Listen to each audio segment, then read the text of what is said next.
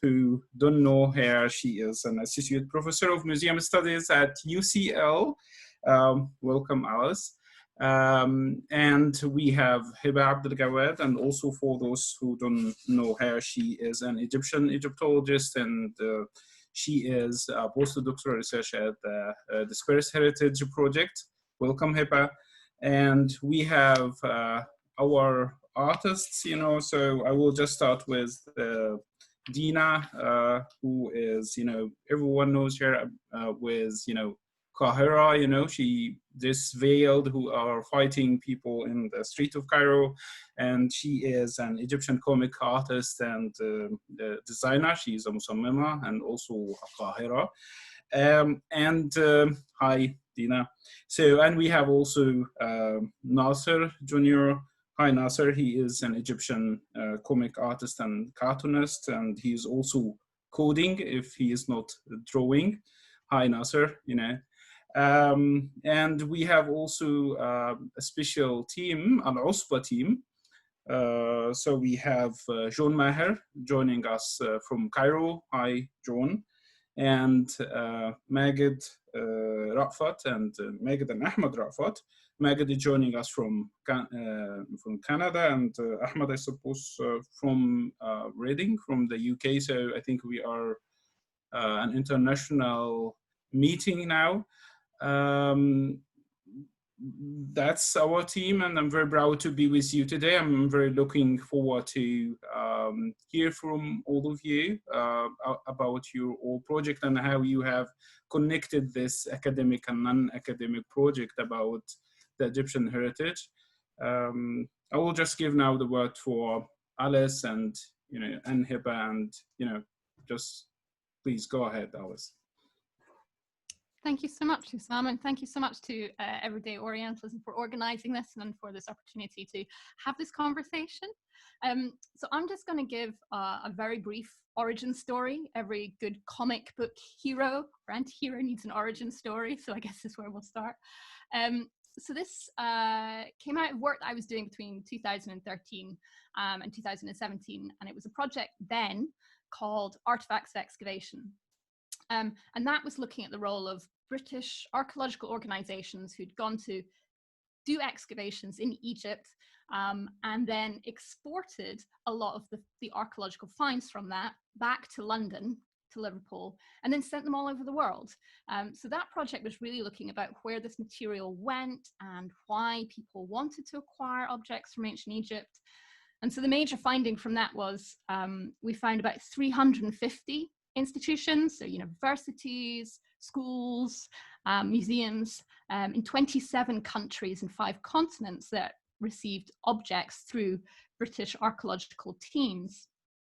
But one of the things that I was really conscious of when I was doing that project that wholly missing from the story was what the Egyptians felt about this and acknowledging their role in this history. And at the time that I put the project together, 2012, it just been the Arab Spring, it was not possible to get funding to do that sort of work in Egypt at the time. But also, I wasn't quite sure how to go about it. I didn't want to just wade in, get the opinions of Egyptians that felt very exploitative. And who does that benefit? So really, it was then in conversation with Hiba, when I met Hiba, and she was doing really dynamic and interesting and creative thinking about how we could engage Egyptians in these stories and narratives. And so we put together a funding bid for the Arts and Humanities Research Council, and we got the money. Yay! And so this has given us the opportunity to bring together all of these wonderfully creative people, and Hiba and Nasser and Deena and elsewhere are taking this project to places that I could never have envisioned. It's been so enlightening, and so I'm just going to pass it over to Hiba, because really she's the brainchild of this project, taking it forward. Over to you, Hiba. Yeah, please unmute yourself, Hiba, and go on. It's wonderful to hear the Egyptian voices, when it comes to Egyptology. So thank you, Alice, for this, So go ahead, Hiba, please, Okay. Hi everyone. So I'll start with I'll talk very briefly about why we're doing this and why we chose the fantastic artists that we're working with. I have to say I do have my biases, and they know it already. Like, these are my favorite Egyptian comic artists, the one we've got. So my reasons are not all academic and are not all unbiased. I felt it was an opportunity for me to get to work with the people I love, and get to work closer with those artists that I've been always a big fan of. So it's a selfish reason, first of all. I would certainly admit it. Secondly, I think being an Egyptologist, I've always found it something that is both a blessing and a curse, where you're either totally silenced or you're either totally amplified.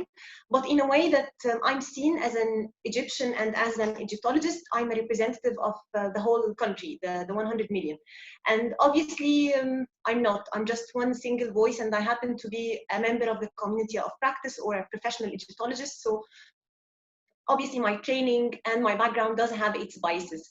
The whole point of decolonizing, I think, or perhaps challenging or confronting the colonial legacies is, in my view at least, is bringing social justice to the people who've been affected by colonialism the most.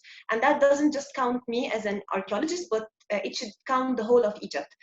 And I felt that through the project, we're doing a variety of activities that aims to recenter the Egyptian communities, or perhaps set the record straight of who should have hold of the dialogue and the conversation.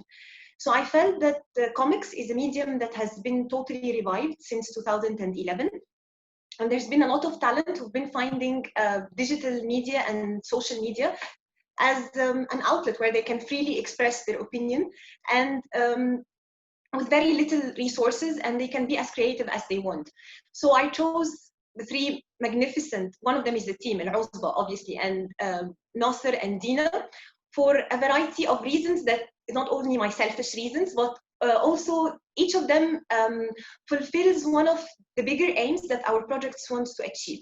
So one thing would be how we can, I don't like using the word community engaging. I like that enter into a dialogue or enter into a conversation with the community in a way that could be very much relevant and relatable, and also responsive to them. And there came Nasser. Nasser, for those who know him, he will talk better about himself after I finish, but he tends to post his work on social media, and his work is extremely relatable, responsive, and also relevant to people's lives. He has this very talent of changing something that we're all curious about, or we're all suffering from, into a comic strip that just encapsulates everything.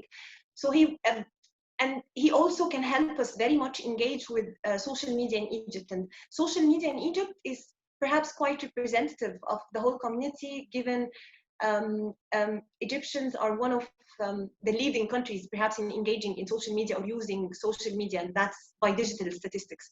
So this fulfills engaging with the wider Egyptians at once in a medium that can help them equally respond back to whatever we're introducing. So we're working on the comic strips that we've been doing since February, Nasser and Heba and our Dispersed Heritage.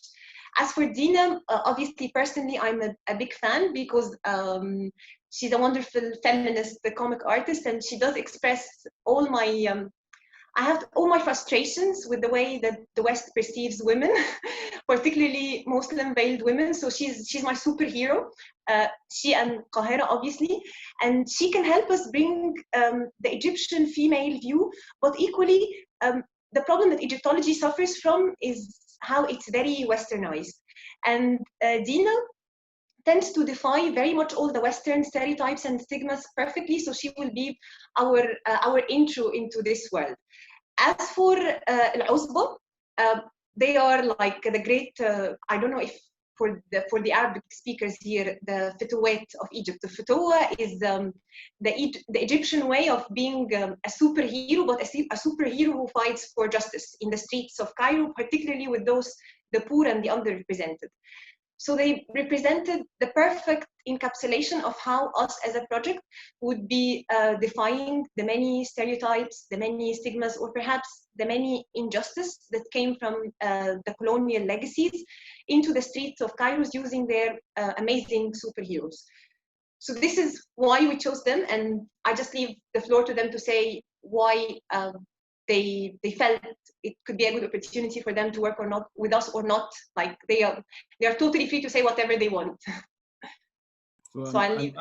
I may interrupt in this. I will be, a feminist a little bit, and maybe give Deena the first talk, and we'll go to the young men, the usbat of the web after that, So thank you, Hiba, for this. This is very interesting. I will just, as a transition for Deena, I will just say that when I went to the British Museum and see the modern Egyptian project, and I have seen how the Egyptians have voices on this, even in the sewing machines or bottles, milk bottles or whatever, or even in Musawwar magazine, so you have Nefertiti there. And even before 2011, I think we will be talking about this more now, but as a transition, it's not only digital, but Egyptian voices are there from the very beginning. And I think, female voices like Deena will give us more about that. So the word is for you, Deena. So please go ahead.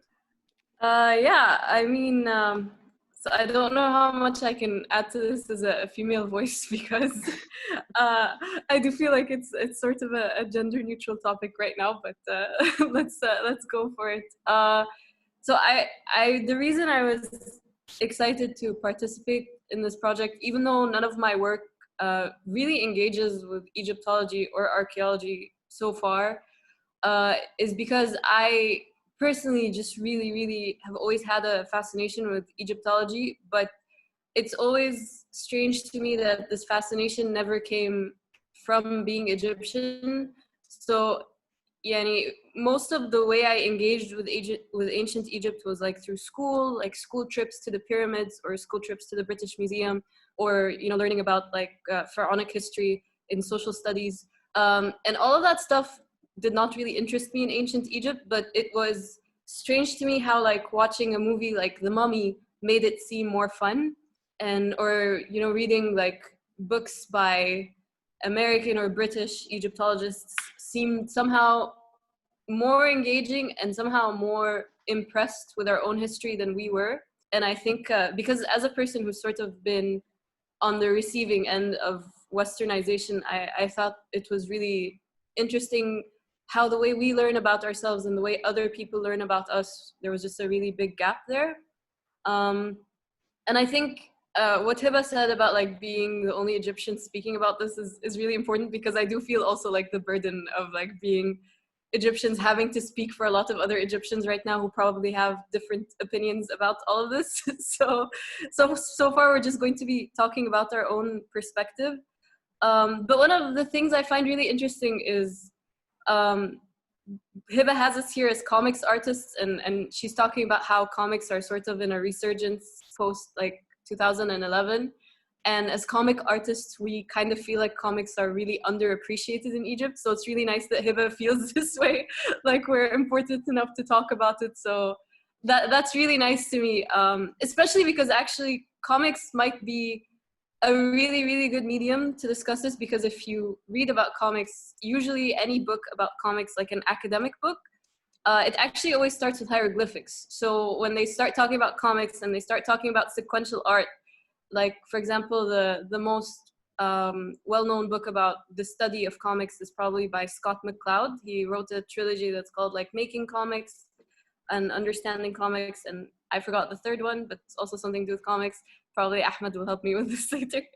But basically the first chapter starts with, are hieroglyphics the first comics?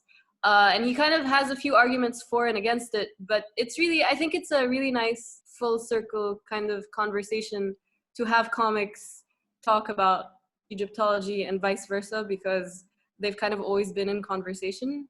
So to me, I'm excited to be a part of this. I haven't really explored it in my work yet. My work is kind of, it's graphic novels and it's social satire comics. I haven't really talked about Egyptology, but I have a personal interest in it, and I have a really personal interest in how we engage with it. So I was just excited to be part of it. I think Nasser has actually done some work about this with Hiba, so maybe he has more to talk about with how and his experience as well with posting these comics, because I feel like I said, as Egyptians, we just don't think about it because it's been so kind of pushed aside. It's not something that's really profitable for us to talk about. It's not something that's relevant for us either. And so when we think about it, it's just kind of a source of trouble almost. Like it's another thing we have to worry about how people are stealing our heritage, or about how we don't appreciate our heritage enough. So it's kind of, I would be interested to know how people responded to his comics as well. So I'm I'm throwing Nasser under the bus right now. So no, it's very interesting to see this dynamic between the voices and who is heard and the receiving point, and talking about the receiving point. And I was expecting someone who is veiled. This is the presentation that you have in your comics.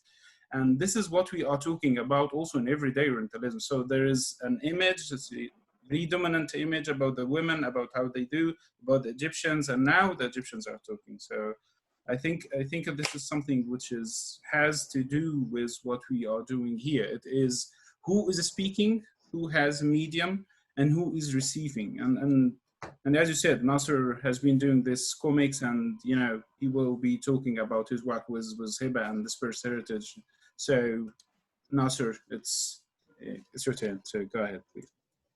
Okay, thank you, everyone. Okay, I'm going to be completely honest. At the very first beginning, I thought this is just going to be another commission. I'm just going to do my work, nothing special here. Like I always they're going to ask me to do some comics, and I will do them like I always do.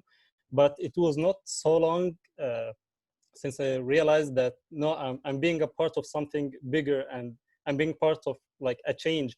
The way I saw Egyptians commenting on the comics and asking questions and like interacting with these comics, and actually sometimes other people from the audience respond to these questions on our behalf, and they start discussing the topic.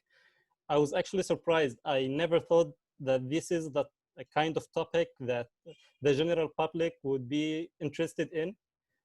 Personally, before being part of this project, I was never interested in archaeology or heritage or history or any of this. But yeah, it's like people are happy that finally someone is talking about these topics, and finally someone is trying to simplify it.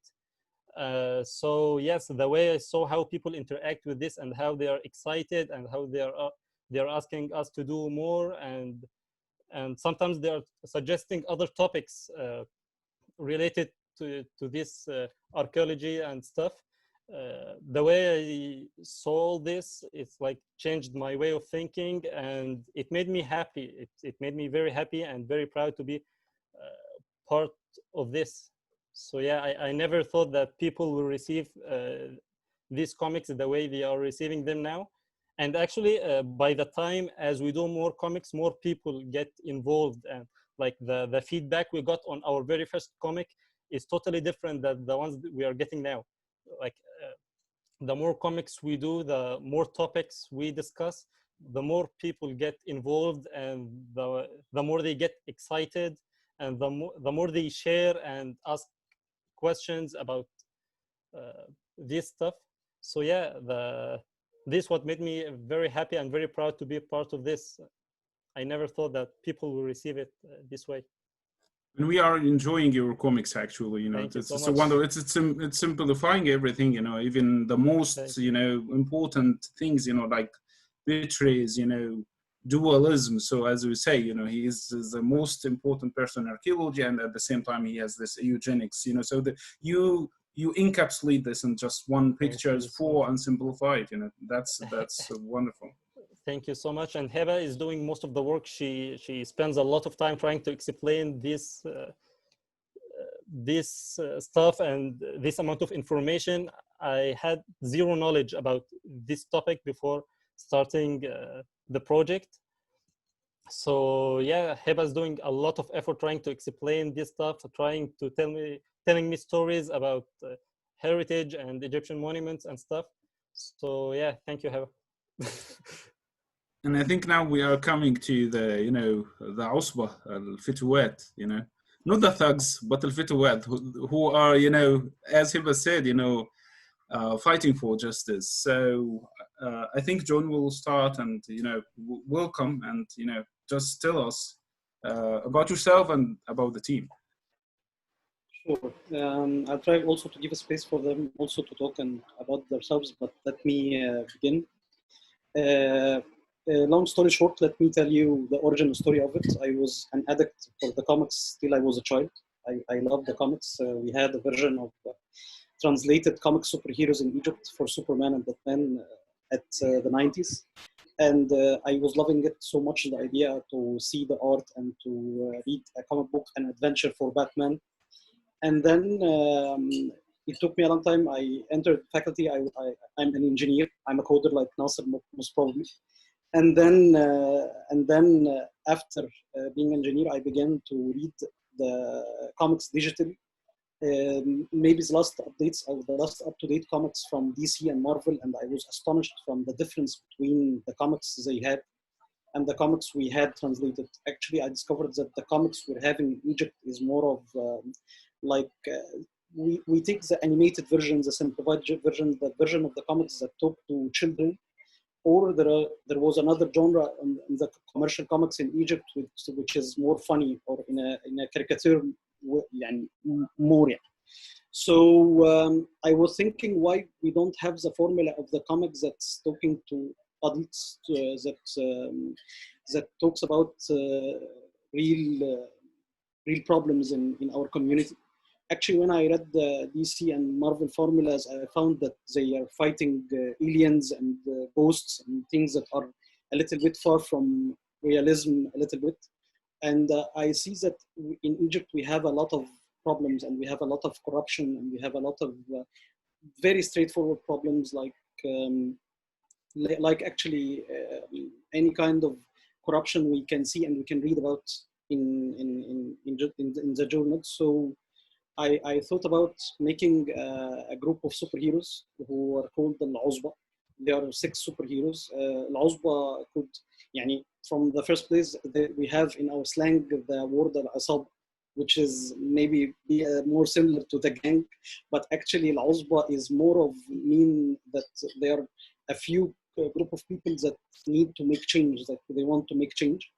So actually Al-Uzba was mainly idea was for having a voice to say or to tell how can we fight this kind of corruption by exposing them in our comic book, and also not to delegate. We don't make our superheroes to be kind of authority so they can solve the Egyptians' problem. No, we need them to be more of an inspiration to the people so they can be their own superheroes, because our superheroes are not saints. They do mistakes and they have weakness points.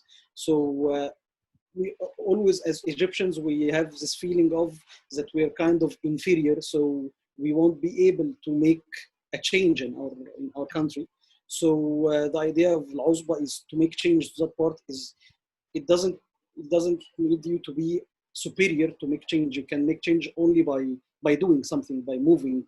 So let me, I will give the mic to Magd, because after I began writing Al-Uzba, I talked with Magd about it. Magd was my first critique by then, and he was reading and he was telling me a lot of criticism. And by then I told him that out there in the TC Comics, there are a lot of people who wrote Batman. We have Batman and we have Detective Comics. So why are you not taking Al-Uzba and you write it by yourself from your camera and from your perspective to have a lot of diversity in our voices and our tones?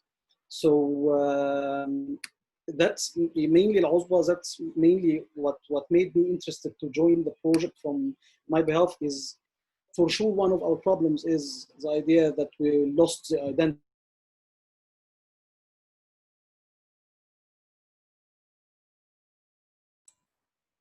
We have. I'm trying to share. Yeah, Horace is one of our characters. I don't know whether you can see on my screen or not. You're on mute, Osama, I think. Yes, you can see it, sorry, yeah.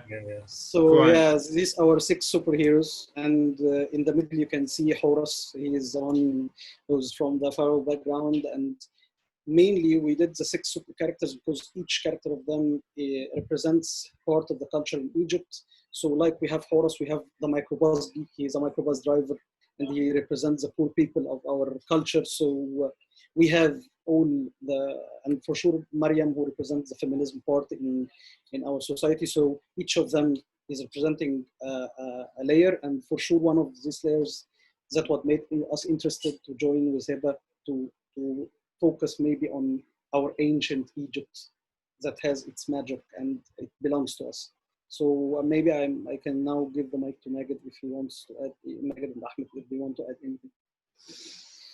Sure.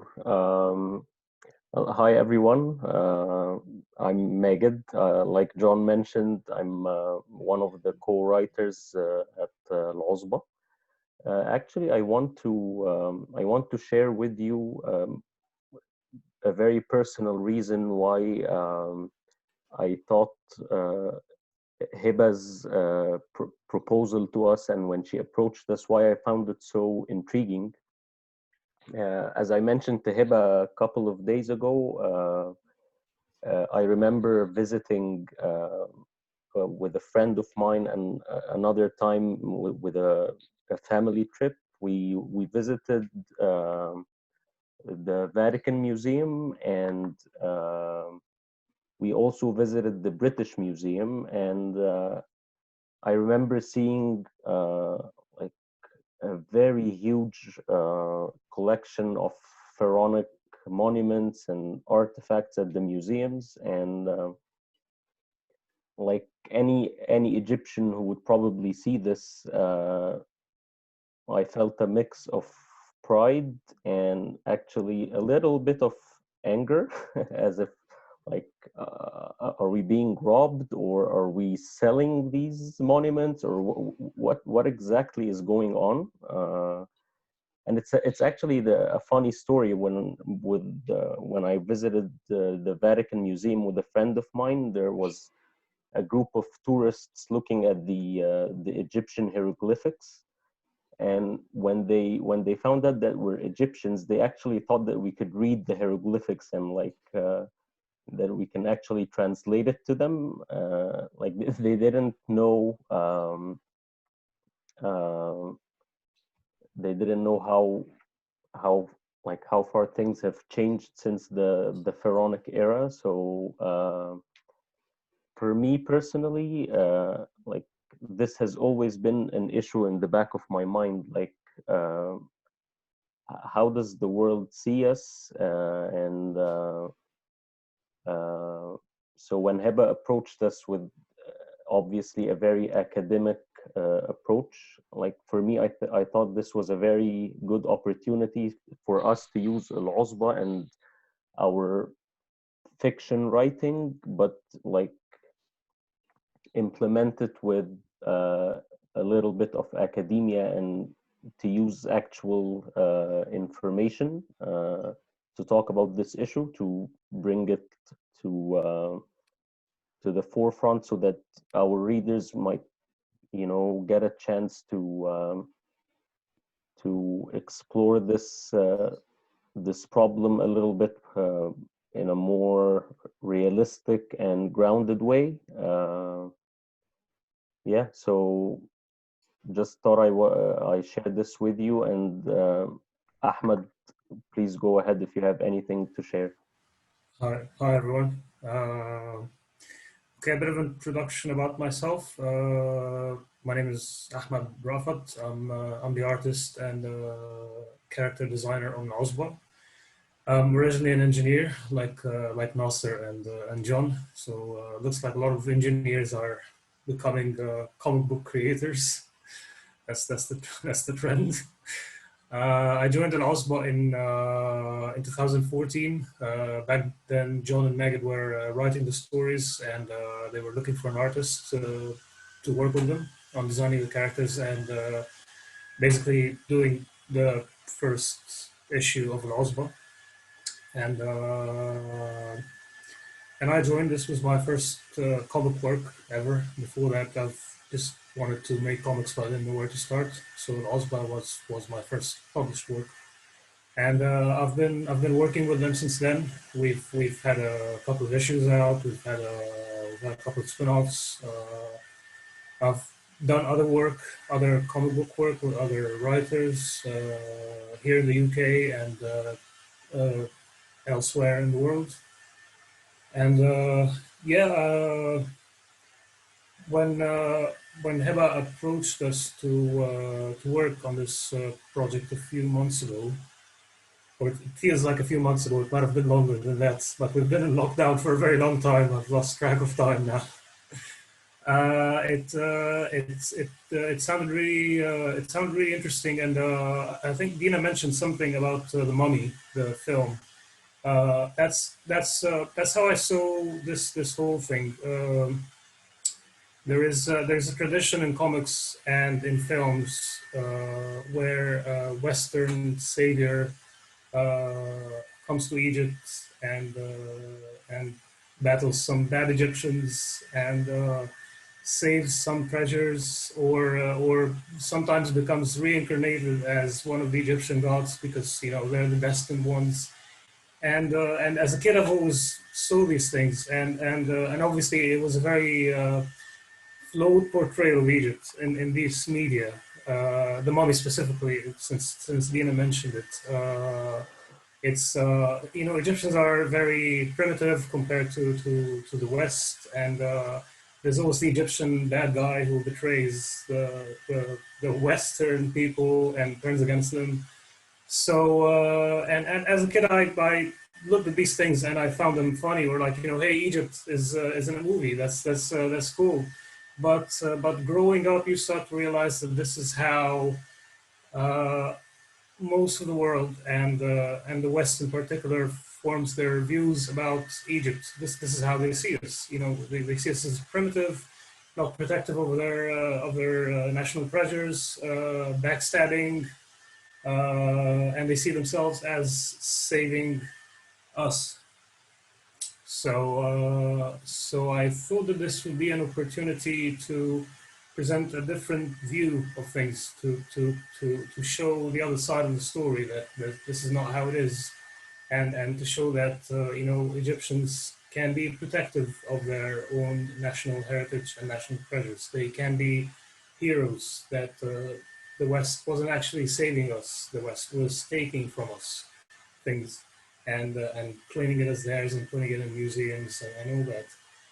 So and this is something, this is why I started working with the Al-Osba in the first place. Again, in general, in films and in comics and in media that is produced by the West mainly, there is a very stereotypical and flawed portrayal of Egyptians and of the Middle East in general.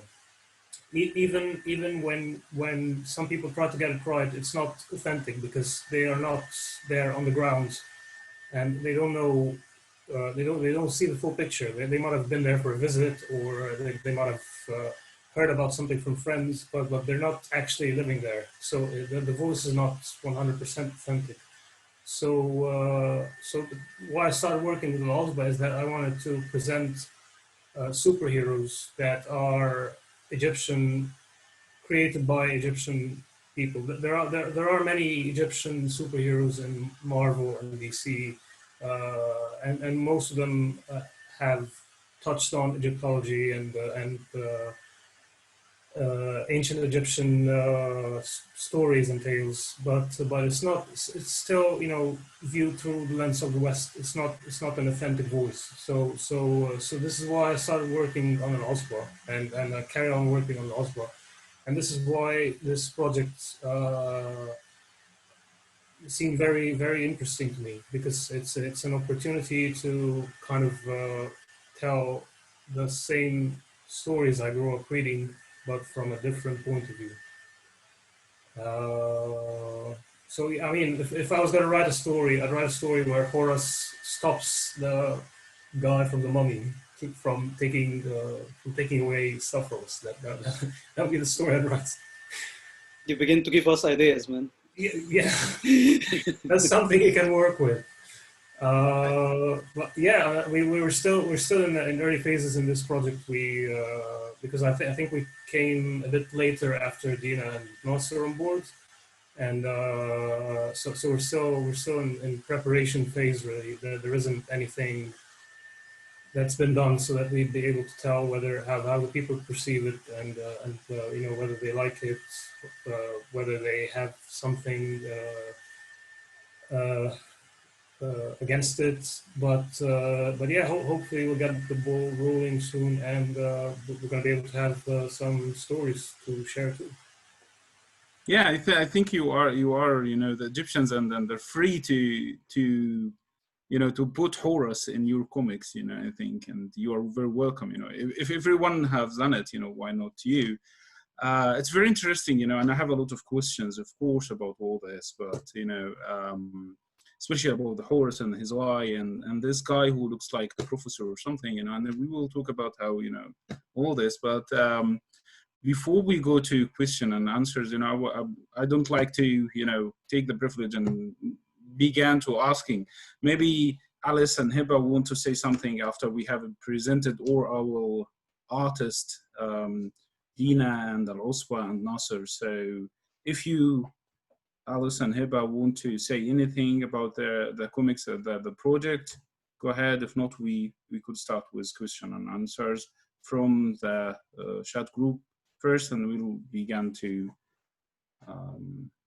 from the Rachel and Catherine and other people, and then we will open the discussion for everyone also in the chat room. So, Alice, yes, go ahead. Yeah, I don't know about you, Heather, but I'm very happy for the floor to be opened for questions. Yeah, me too. I'm happy. Yeah.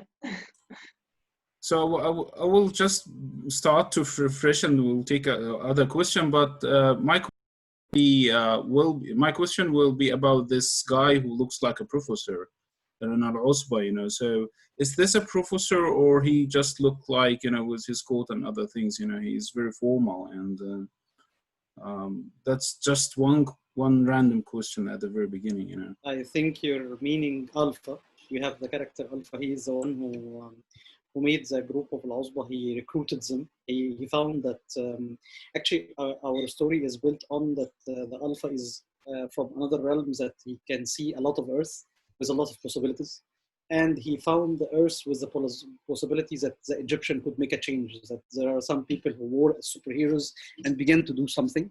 So he decided to pick this Earth, to come to it and to begin to recruit the guys to work together, because as he sees, the problem in Egypt can't be solved solo with one superhero to fight it. So he gathered them together. And actually, Alpha was, because we say that there are representations of different layers in Egypt. So let's say that Alpha is a representative a little bit of the era where we had pashas and the elegant part, or the part, aristocratic part, a little bit. So he was a guy to gather the 6 superheroes, maybe our 5 superheroes to be the 6 superheroes, and maybe he looked like a professor or a father figure a little bit, to direct them how they can move to fight together the corruption, because he had the bigger picture, and he knows how to connect things together and to see where can the problem begin. So he's Alpha, he's a godfather, so yeah. Yeah. So, so I do have a little question, but I will keep it at the very end. So maybe Rachel or Catherine, maybe they have questions. So go ahead, please, if you do have a question. Hi, folks. I really enjoyed everybody's presentations. They were fabulous. I'm a linguist, so one of the things I was particularly interested in the comics is use of language, both in things like the way foreigners speak Arabic being depicted in the project that Heather and Nasser Junior have been doing, but also in use of Egyptian dialect, and also the process of translation from Arabic into English, because I see that Al-Qahira and Al-Usba both have versions that have been where the Arabic is translated into English. And I'd love to hear more from the authors about how they use language in their work, and how changing language or representing language works with the messages that they want to communicate.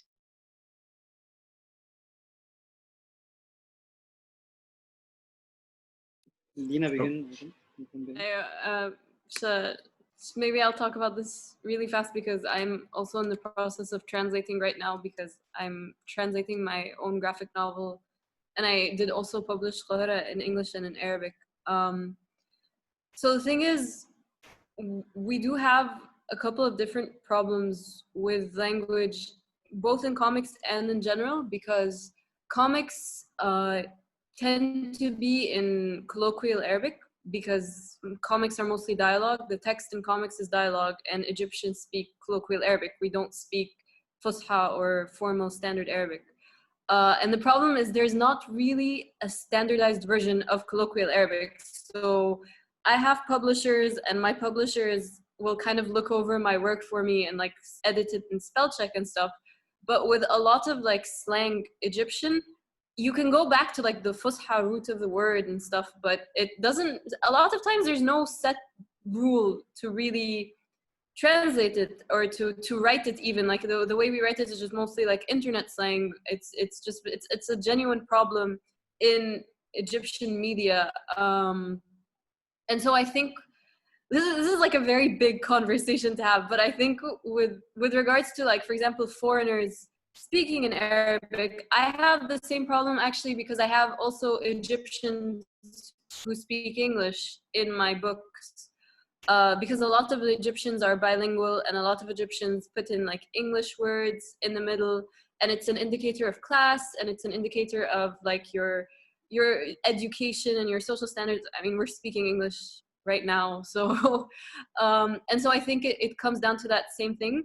With comics, text is also sound, and so the way you write, so for example, this is again such a huge topic to talk about briefly, but I was going to say there aren't actually very many comics that I've read that talk about Egyptologists or archaeologists really, or they don't really depict, for example, like the stereotypical archaeologist. It's because there aren't a lot of Egyptian comics to begin with. It's not that we have this huge database that we can go back to. If there are some depictions, they're not as common, but you would find depictions of foreigners, because a lot of earlier comics talked about Egyptian politics, and so a lot of things that were happening were anti-colonialism. So like the very first, like I would say, caricature was Abu Naddara, which was like an Egyptian periodical that was distributed in the streets, and it had like a lot of depictions of foreigners, but usually Turkish foreigners and sometimes British foreigners. And it was also actually written in a mix of slang and formal Arabic. And so, but the way they would depict people speaking is that they really would have like a very foreign interpretation of them. Like you could tell when someone was a foreigner in the comic. But nowadays, I think for comics, there's a lot of really interesting stuff that's being done with this, with caricature and stuff like that. But usually they would just write, if someone is speaking English, it means different things if you write, for example, the English with Arabic letters, because then the people reading the English, so for example, if you write hello bil Arabi, so it's like he, ye, lam, wo, the person reading it will read hello in an Arabic accent. So they will kind of read it as if it's someone speaking Arabic but in English, and vice versa. So if you want to write, for example, bil Franco, which is sort of English letters to spell out Arabic words, people tend to read that with a sort of very American accent or a sort of very foreign accent. And so it just really depends on the kind of sound you want to give. Again, this is such a, there's so many ways this can go. It's also about the size of the font and the type of the font. And one of the people who does this really well is Muhammad Salah, who's an Egyptian comic artist. And I'm always singing his praises because he's really good at this. But he has done amazing things with text in comics in English and in Arabic. And usually we just kind of assume that the people reading it can understand English and Arabic. For me, I just always make sure everything is translated, whether it's English or, I mean, whether it's Arabic, depending on who's reading. But I think John also has some stuff to say about this. So.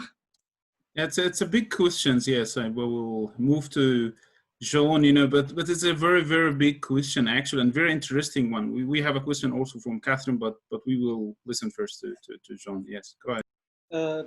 Yeah, what I want to say, long story short, is not far from what Deena said, but mainly we have also another problem, because the only problem is not about the difference between language, whether it's Arabic or English, because in Egypt itself, there are a lot of layers who talk in Egyptian in a different way. So the layer in the, different layers could talk in an accent or in a way that maybe couldn't easily transformed into the American style or the English style. So for sure, that's a challenge not only for the language, but what we did. If I took it, I took it into a simpler way, because I believe that the comics is a medium in itself. So when we did the experimentation of adding the first issue on Amazon, where we did translated not in the most, we tried our best to translate it in the best way, but I for sure there are proofreaders and there are a lot of people who can do better. But when we did so, and we even didn't anything from marketing perspective or I think we found that some people who downloaded on Kindle or read it on they actually asked for the hard copy, and they read and they gave us 5 stars and gave us reviews on Amazon just for the idea that there are finally Egyptian superheroes with the Egyptian voice. So I think this could be forgiven just for the sake of giving the message or giving the story itself. So maybe the slang for sure is a challenge that needs to be solved, but for sure the idea of delivering the content itself can make this forgiven until we find a solution for it. So that's what I had in mind. I don't know whether anyone who wants to add anything as well. I think, Catherine, we have other 2 questions, and I think Heba also do have something, but Catherine, if you have related something, go ahead, and we will go to Heba. I think Heba wants to add on to what Deena and John said, so Heba, go first. I'll just say something very briefly, and then I leave the floor to Nasser, because he can talk about because in 2 of our comics we did present foreign archaeologists and how they are interacting in Egyptian Arabic, but it's something that I would like to bring across, and it also came from one of the comments on the chat, is how that one of the reasons that I particularly was very interested in working with comics as a medium, as John said, is how they use Egyptian Arabic, because one of the reasons I think that makes Egyptology or history in general, the way we are taught history in Egypt, is very dismissive, because it comes in classical Arabic from our history curricula. So it makes it something that is very distant, because it's not in the everyday language we use. So even the names of objects, even the names of material culture is given to us in classical Arabic. So it makes it even more distant to us, because it's not a language that we understand. Although many of the objects that are now displayed in museums, some of them are still in use today in Egypt, but we end up calling them like the water bottle, il-olla, for example. There were like pottery, let's say, in ancient Egypt, but they are given names that is not Egyptian Arabic in a museum, even if it's a museum in Egypt. And that does make it something, again, that is very irrelevant to us, that is very distant from our day-to-day life.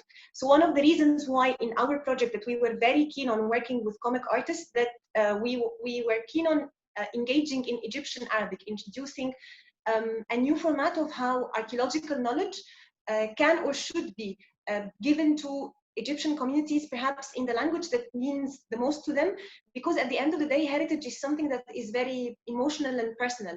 The language used has a huge impact on how you feel towards things. So that's my own input, and then I leave the floor to Nasser, because I think he has something he wants to say. Okay, Heba and I actually faced a big challenge in a couple of comics, because we had foreigner archaeologists speaking with Egyptians. So we didn't know, should they speak Arabic, but if they spoke Arabic, how can we show that they are actually foreigners without writing these are foreigners or something? And if they speak English, we may lose our target audience, the general public Egyptians, who they don't all know English or stuff. So I decided to use the stereotypical way that was shown in the stereotypical type of foreigners that was shown in old TV shows in Egypt, where Egyptian actors played a foreigner role and they speak like the broken Arabic, like they say Habibi and stuff like this.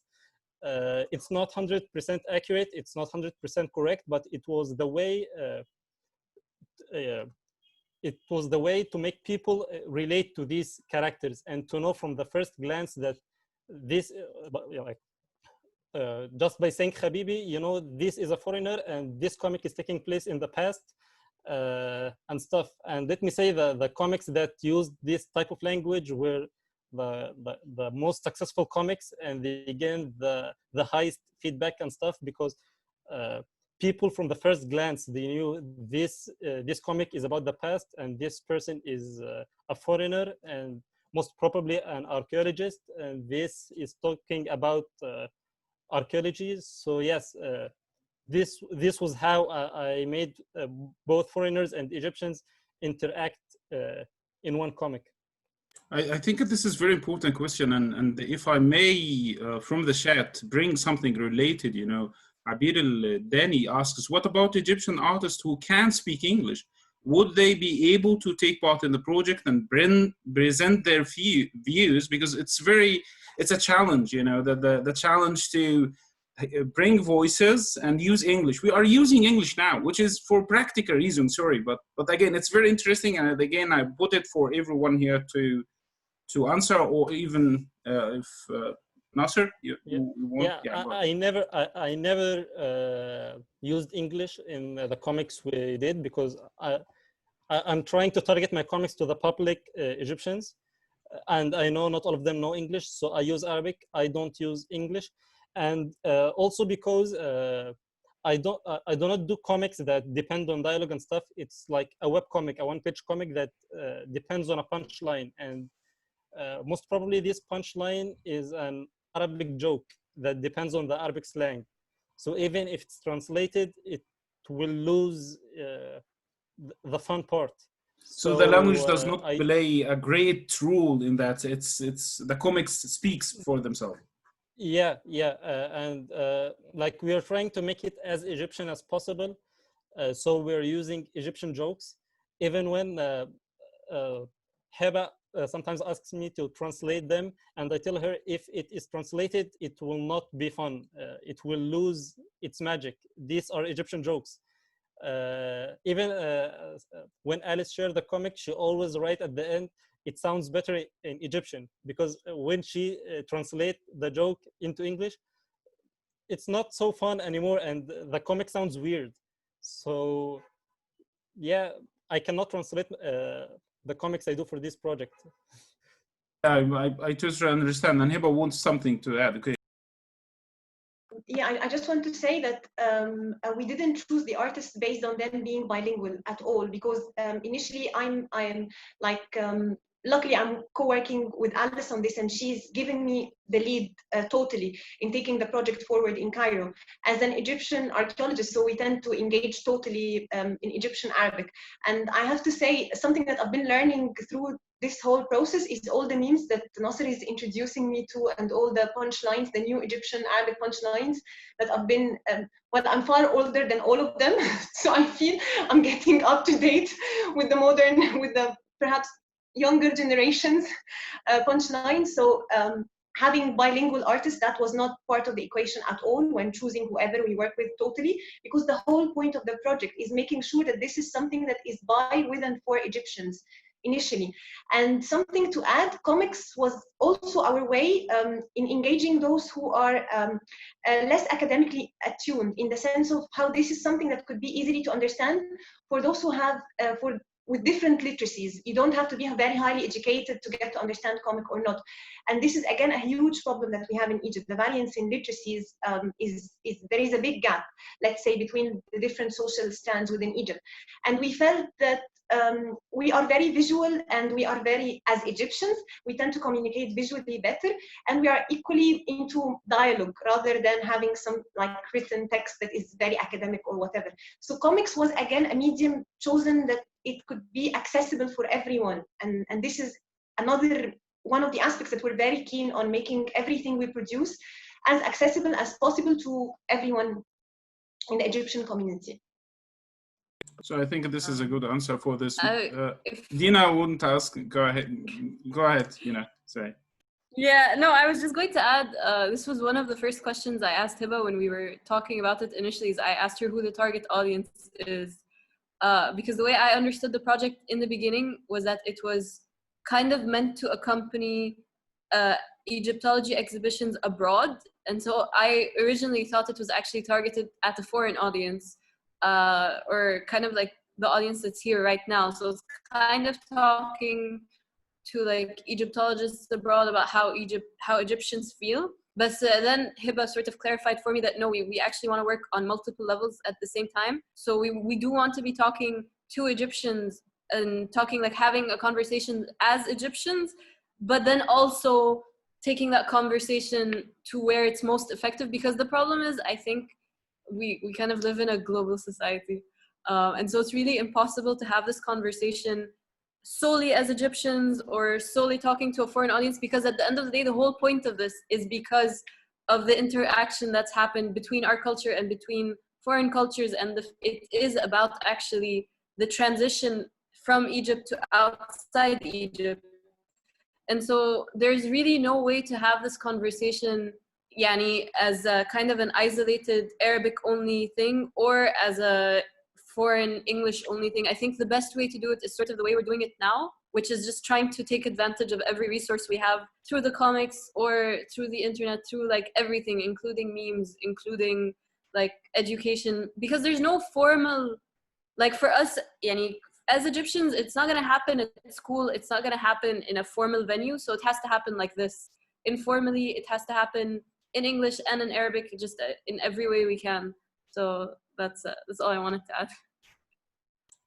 Yeah, so I think, Catherine, you did have a question. Yeah, my question is actually in line with what you guys have just discussed.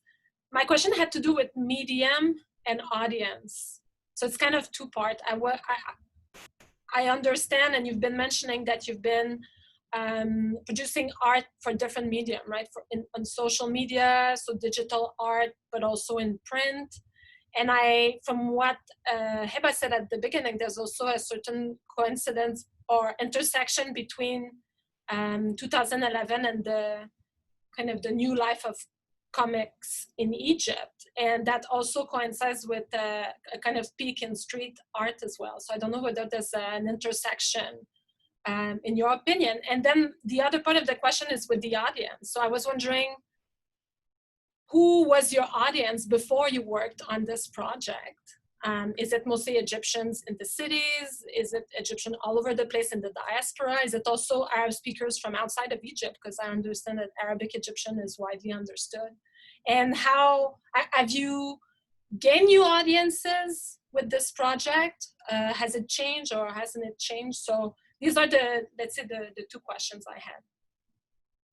And maybe before you answer this, I think Kate also related to the second question of Catherine. She's talking about the audience. You know, do you in your project, do the people's idea places they suggest context they would find an interesting subject matter to portray in your comics? If so, how do you feel this has impacted the comics you produce or the process itself? This is from Kate, and I think it's related to the second question from Catherine. So.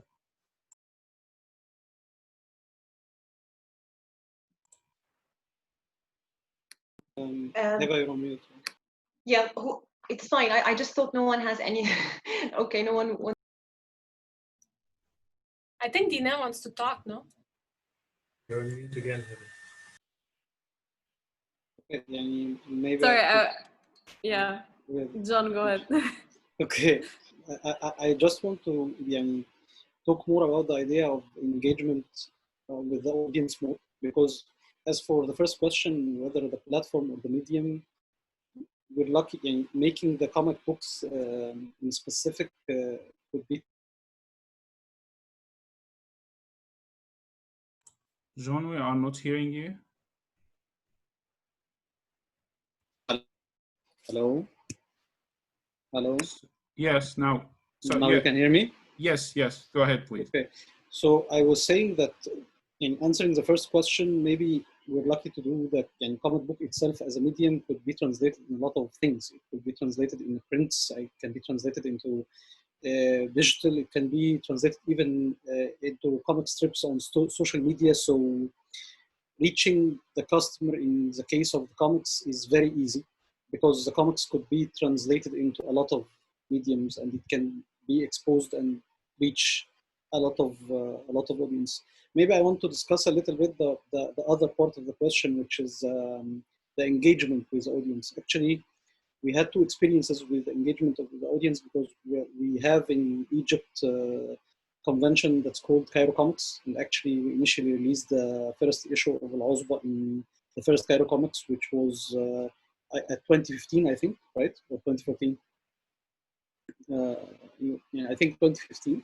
And then we had the idea that our booth was, some people were seeing our comic book and they were impressed with the idea is that finally we have our own superheroes. But actually what benefited us is the part of the storytelling, because each one who bought our copy of the issue was sending us his feedback on even the storytelling or the art, and across our issues we enhanced that. So some people, in our first issue, we were exposing just the origins, and the people, they told us, we love the characters, we want to see them in motion, in action. I don't want just to know about the origins, I want the story itself, for how this hero is going to act. So that gives us the push to begin with the issue 2, to have the story. So we had engagement of them in terms of how we can communicate with them. And also on the other part, we love the idea of having Easter eggs into our comic books. So in one of the scenes, as example, we had a harassment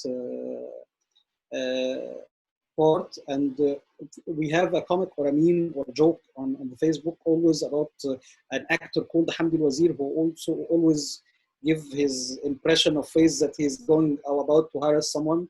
So we made a homage of making the harasser to look like Hamdi Wazir in the same scene. So we put some kind of Easter eggs that could be familiar to the eyes of our audience. So in terms of audience engagement, I think that's the joy about it, is that you can put inserts or put some things that people could connect with you in it or through it. So I don't know whether I answered the question or not, but that's what I had in mind. I think you have answered the. I mean, this is the answer. Have been for other questions and the chat question. Before I will move to Ahmed, who wants to elaborate more. Because in the chat room, we do have the same question which you have just answered. Because could you, Margaret Maitland, asked, could you perhaps elaborate on the Egyptianness of the jokes? Do they rely on wordplay or riff off of popular, already familiar jokes? As you said, Hamd al-Wazir, I love that comics are by for Egyptian, but appreciate that you are sharing them with all of us. Thank you. And also there is another, I will come to you, Ahmed, and there is Emily B. Sorry, because we do have a lot of questions in the chat, and I want to encapsulate them, how have the comics been received by the Egyptian public? I think John also said that they are well received or something like that, and maybe Ahmed wants to elaborate more on these questions. Go ahead, Ahmed. Yeah, I just wanted to add something to the discussion about the translation and Arabic versus English. I think this is why comics is one of the mediums that are very suitable for this kind of discussion, because comics are a very visual medium. Anyone reading a comic, and this is something that artists are told, that you should be able to tell the story without any dialogue, without anything. If a reader just looks at the images, they should be able to tell what's going on, at least the major beats of the story, not the specific details. Obviously, there are some nuances that the dialogue and captions and all that are going to tell, but if you're just looking at the images, you should be able to, this is the bad guy, this is the good guy, they're having a fight, somebody stole something, somebody, stuff like that. So I think in this specific case, comics are quite possibly the most suitable medium to tell this kind of story or deliver this kind of information to people, because even if the comics are in Arabic and somebody who doesn't speak Arabic looks at them, they would be able to tell what's happening. They should be get an overall idea of the story, and even if the translation is not migrating all the small nuances in dialects and how different people from different areas speak, or the inside jokes or any of that. Obviously, they're an added layer of Easter eggs, like John said, to somebody who is from Egypt or from the Arab region and is familiar with this kind of pop culture, because it comes down to pop culture in the end, the in jokes and these things. So if you're not aware of the pop culture of Egypt and the Middle East, you're not going to be able to relate to them very much. But if all that doesn't make it to an English translation, you'd still be able to understand the story we're telling and understand the message we're trying to tell people. There's another question. Heba, I will come to you, but there is a very related one questions, you know, about the process of producing these comics. I will just take it and we'll come to you. So this is, I'm sorry if I'm not able to pronounce the name very well. This is Caitlin Sheen Clerkin. So she said that, can you discuss the process of developing the comics for this project? What kind of conversations precede the production of each one? I mean, do Heba and Alice have a set of topics that they bring to the artist, or are the topics developed collaboratively in some way? You know, so Heba, you wanted. Yes, so I'll share the screen. The two questions, the one earlier from Margaret and this one is very related. So I'm not very accustomed to doing the share screen and stuff, so I do apologize if I'm a bit clumsy. Okay. So for example, when discussing how we make things based on Egyptian jokes, and I think this perhaps might have been related to the series we've been releasing, and I hope that Nasser can unmute himself as well, so we can both discuss together. So for example, I don't know if you can all see my screen. So that's one of it's one of the comics that we had, and it was on the topic of human remains, and we based the whole comic on a very famous scene that we have from a very famous Egyptian movie, The Great Fava Beans of China, of Fulastin and Azim.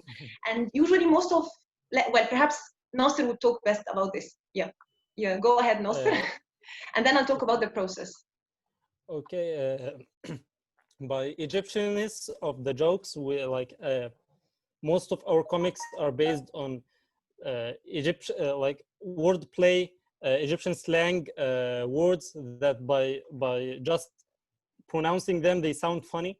By memes like the one Heba is sharing right now. She sends me a meme and I get inspired by it and try to draw something similar to it, not like copying it, but we see what's trending in the Egyptian social media and we try to use it in our favor. So we can translate the comic, we can translate it and the message will be delivered, but it will not be as funny. That is what I mean, but we cannot translate it. Yes, we can translate it, we can deliver the same message, but you may not find it as funny or as relevant, because we try to make it as relevant as possible to the Egyptian streets by like following the social media trends and see what are people talking about right now, what are the trending memes that we can use it in our comics or stuff. So yes, that's what I mean, but by the Egyptianness of the jokes. That's it. And I think now Heba will talk about the Heba. process itself. You know, thank you, Nasser. Yeah. For the process itself, on how we created, the whole idea here in the whole project is to give back agency. And one of the other perhaps ethical reasons that we were behind making this project is introducing, I wouldn't say a model, but one of the ways that people can use later on of how we can transform scientific knowledge and give it back to the public to offer them and make it useful for themselves. So for example, by working with the comic artists, were introducing them to the findings from the artifacts of excavations and the archival resources at the Egypt Exploration Society, and the 5 partner, I'll show you something, and the 5 partner museums that we've got. So they have a new repertoire that they can use it the way they want. We had no set of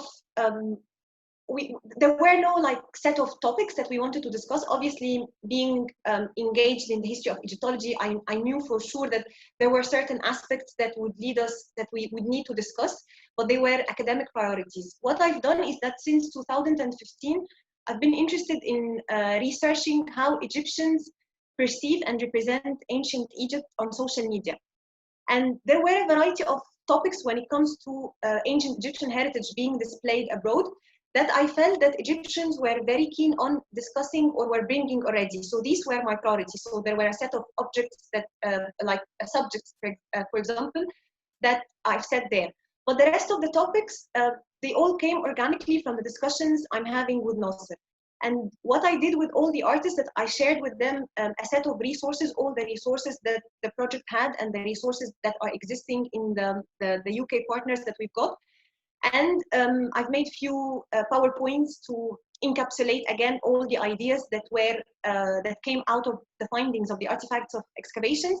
And it's absolutely up to them what they want to talk about. Like there are no set of we haven't enforced any idea or any subject or any topic on the artist, and perhaps that's the reason it's all coming up organically, and they are all coming up with whatever they want to introduce at their own pace. We are not enforcing any neither pace nor a certain set of topics. However, if we talk about the comics that me and Nasser have been producing, we use some bases. That one thing that we want to bring forward as well is making the Egyptians I don't want to say more engaged, but more or less familiar with the objects that exist outside of Egypt. So we usually tend to use for for the basis of every comic we release in the series, an object which exists in a UK museum that is one of our partners, as well as a real archival resource. We aim as much as we can to make all the comics that we're creating evidence-based on the findings that we've got from our project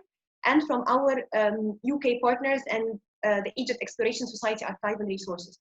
I don't know if Nasser has anything he wants to add, or any of the other artists want to say something about this as well, about the process of co-production. No, I just want to say that me and Heba, we do like bi-weekly comics, and we spend the whole 2 weeks before the release of the comic just picking the idea and discussing the idea. I asked her to send me like 5 or 6 different topics, or maybe more.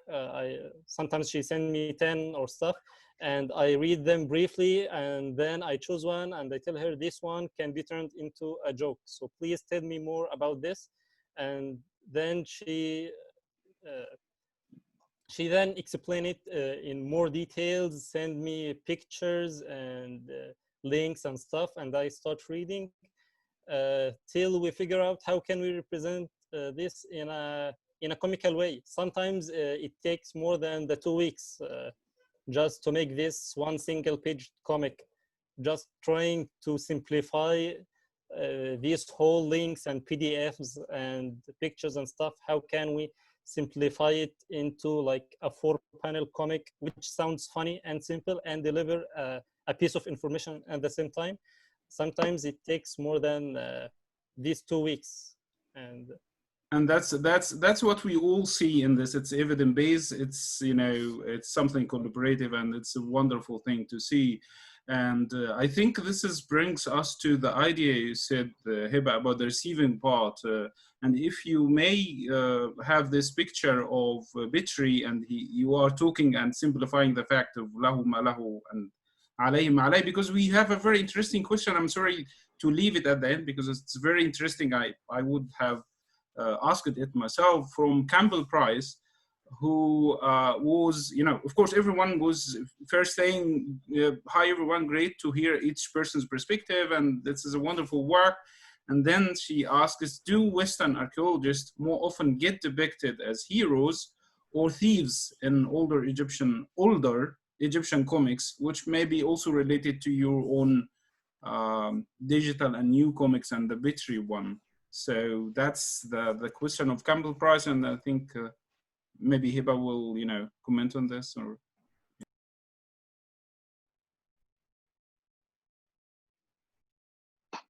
well, obviously with the glorious Cairo internet connection, I've lost a bit of what has been so said. the question was, from Campbell Price. I was just introducing the question.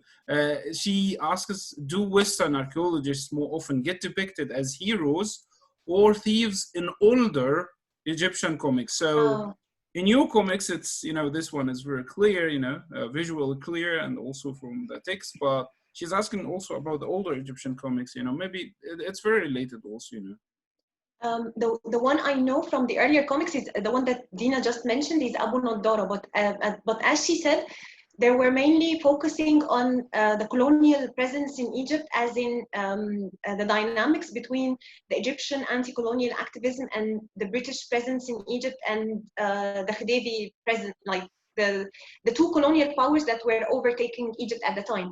I don't recall, and I've done, I wouldn't say extensive research, but I've been looking at Abu Naddara's work because it's also relevant to anti-colonial activism that we can use in the history of Egyptian archaeology. But I haven't seen examples of earlier archaeologists as such. But that was a very interesting example for us, because I think one of the problems, or one of the reasons that is extremely frustrating for me as an Egyptian and as an Egyptologist, is how there is this tendency today in the Western history of archaeology that when we want to bring back the history of the discipline, we bring it in a very heroic, happy type of narrative, that Petrie has his own contribution to archaeology, etc.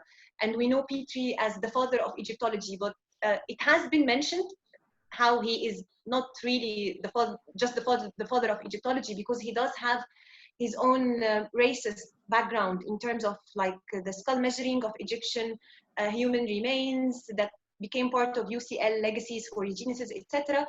And this is something that we wanted to bring forward. It has been done, I have to admit, by the Petrie Museum of Egyptian Archaeology, where this, I won't call it disturbing legacy, it's a racist legacy. Let's put things the way they are. This racist legacy, it has been put up front as well and confronted. But we wanted to make sure that, because this is something that rarely also gets mentioned in Egyptology. I'm someone who, I got my degree in Egyptology in Egypt, my bachelor degree, and we are taught in exactly following the same Western model. And for me, Petrie has always been the father of Egyptology. Only when I started to become interested in the history of archaeology and digging for more, that I realized that, hang on, he's not just the father of Egyptology, he's equally racist, white supremacist. And I have to say, being a local and an archaeologist makes archival research quite traumatizing at times. From the commentaries that you tend to read about yourself or about your fellow women and men, that it becomes traumatizing. And that was a very interesting moment in modern Egyptian history, because it coincided with the death of Mubarak, and that raised a variety of mixed feelings by Egyptians, interestingly. That for some it was quite emotional, and for others, Mubarak is like the corrupt pharaoh, whatever. And for others, they said like, lahu ma lahu wa alayhi ma alayhi. It became like some things are in his favor while others were against him. And maybe Nasser can elaborate more in this, and I'll show the slides. Yes, Heba, we are always trying to show all the sides of the foreigner archaeologists. We are not like we're not trying to go so hard on them. We're always showing their positive side as well as the negative side. So yes, we are keen in our comics. We are not saying that they are all bad or they are or stuff. We're saying that they have done great things, helped in the search in monuments and stuff, but as well they have their negative side of personality. Some of them were racist. Some of them took some monuments and stuff abroad. So yes, we are always trying to show the both sides of the foreigner archaeologists. So Yeah, that's thank it. you. Thank you, Nasser, thank you, Oh. Heba. And I think we are now over an hour by 20 minutes, but we may have, a question about your future plan about the comics and partnership in and outside Egypt, which, very briefly, please, you could maybe give us, your future plan, of this comics and other project connecting the heritage inside and outside Egypt. So maybe first of all, we've been already making like one other thing that we don't want this to just be a tick box exercise where we just engage the Egyptian communities and we have some responses on UK objects and archives, and then that's it. They go into the void. So what we've been doing is that we're working with UK partners, with our 5 UK partners and the ES, on making sure that all the comics that we are producing, those that are based on certain objects and certain archival resources, are added to the database of these objects and of these archival resources. This means that the new narrative or the counter narrative that we are creating gets to stay. It becomes part of the object biography, or it becomes part of the archival resource biography from now and forever, for the existing curators and for the future. Because we know that museum databases or like collections databases are where things tend to stay for perhaps longer than one-off engagement activities. So this is one of the reasons why we want to have something that is impactful, or this is our way of making sure that whatever we're producing would have an impact. Currently, we are in negotiations also with our partners of having everything that we're producing here in Egypt, converting it, apart from also taking it as part of the database, we would have it in an exhibition form, that perhaps we would organize few exhibitions in our UK museums, but obviously with the corona and with how museums tend to work in a bit slower pace than the rest of the world in terms of organizing things. So maybe this would take a bit of time, but that would be interesting, because by then we would be able to gather more responses from the Egyptian side, etc., that it can filter back into the conversation. The other thing that we're keen on also is that we are hoping to introduce a new type of collaboration, apart from having the voices in the collection databases, like whatever Nasser, Deena, and Al-Uzba will produce will be saved back in the UK partners database or in an exhibition, is to make sure that equally all the outputs that we're producing gets into the rest of the museum activities, not only on a curatorial level, but equally on the education activities and also in the engagement activities with the visitors of those museums. We know that in the UK, museums are very active in engaging with school children or engaging with a variety of publics, be it minority or whatever, with a series of events and activities. So what we're doing now is that we're working on ensuring that things we're doing would also filter into these activities. So we offer some sort of a holistic, I don't want to use the word model that we are the best and people have to follow us, but it's just like we're trying to do something. Whether it would work or whether it would be effective, we don't know. It's a trial and error type of thing. But what we are really keen on is just to amplify the Egyptian voices and make sure that the views are there to stay beyond the lifetime of the project. So we're trying in a variety of avenues. And if anyone has any ideas, please do get in touch with us and let us know if you want to use any of the comics we're using in your curricula or in your museum or whatever. I think Alice would vouch for that as well. We are very keen to make whatever we're producing the work of the artists. And again, this is their own work. This is not our project's work. This is the comic artist's work, and whoever we're collaborating with, they hold all the copyrights for it, and we would never use it, even us, without their permission. So if we're hoping that this could open also future collaborations between those artists and other people apart from us. We would always love to be involved, but we would also love it that they have the opportunity to gain more international audiences, and perhaps also equally local audiences too, like in terms of future collaborations. And you are speaking about future collaboration, and in the chat, actually, we are running out of time, but I have to take this. There is Mary and Polis Vegna, sorry again for the mispronunciation of the name. This discussion this discussion has been fantastic, very thought-provoking. I would love to be able to incorporate some of these materials in my teachings of courses in Egyptian archaeology at the University of Toronto. This is coming from, the question comes from Toronto. Is there any way I can access them from for this purpose? I think, Hiba, did you hear this question?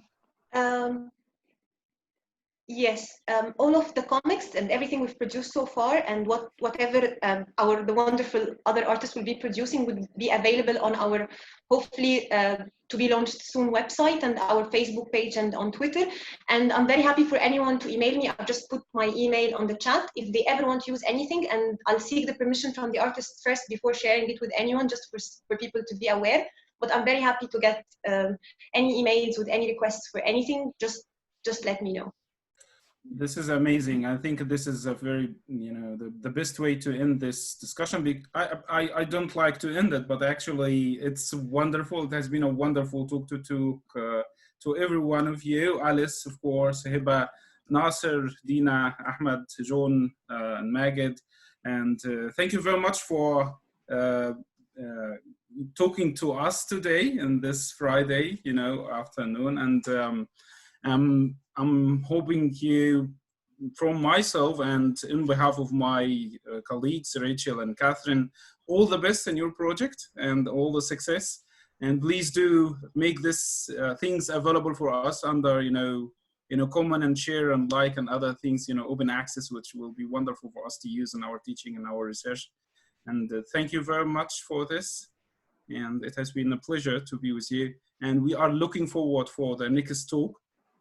Correct me if I'm wrong, Catherine, it is our fourth talk will be about your mummies, their ancestors, caring for and about ancient human remains, where also Alice and Hiba will be our guests, again with Sanchita and Ahmed and Charlotte, and we will be definitely continuing to talk about these very interesting things. Thank you very much, everyone. Wherever you are, have a nice evening, wherever you go to drink, to be with the family, and see you soon. Thank you very much. Thank you, everyone. Thank you. Bye. Thank you. Bye. Thank Bye. you.